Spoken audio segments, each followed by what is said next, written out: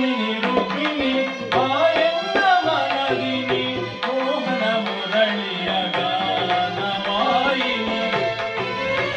ಮೃದು ಮಧುರವಾದ ಸುಮಧುರ ವಾಸಿನಿ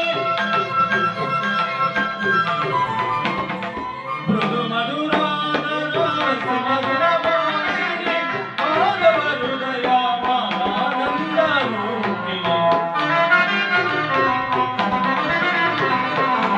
ಮಾಧವ ಹೃದಯ ಮಾನಂದ ರೂಪಿಣಿ ಕಾಮಿನಿ ರೂಪಿಣಿ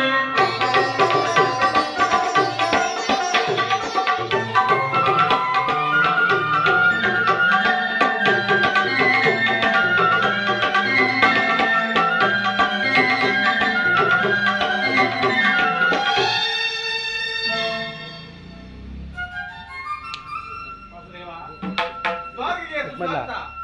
ಹಸ್ತಿನಾವತಿಯಲ್ಲಿ ಪಾಂಡವರ ಸಮಾಚಾರವೇನು? ರುಕ್ಮಿಣಿ, ಪಾಂಡವರು 12 ವರ್ಷ ವನವಾಸ 1 ವರ್ಷ ಅಜ್ಞಾತವಾಸವನ್ನು ಮುಗಿಸಿಕೊಂಡು ಹಸ್ತಿನಾವತಿಗೆ ಹಿಂದಿರುಗಿದರು. ವಿರಾಟರಾಯನ ಪುತ್ರಿಯಾದ ಉತ್ತರೆಯೊಡನೆ ಅಭಿಮನ್ಯುವಿನ ವಿವಾಹವೂ ಆಯಿತು. ಯುಧಿಷ್ಠಿರನು ತಮಗೆ ಬರಬೇಕಾದ ಅರ್ಧ ರಾಜ್ಯವನ್ನು ಪುನಃ ಕೊಡುವಂತೆ ಕೇಳಲು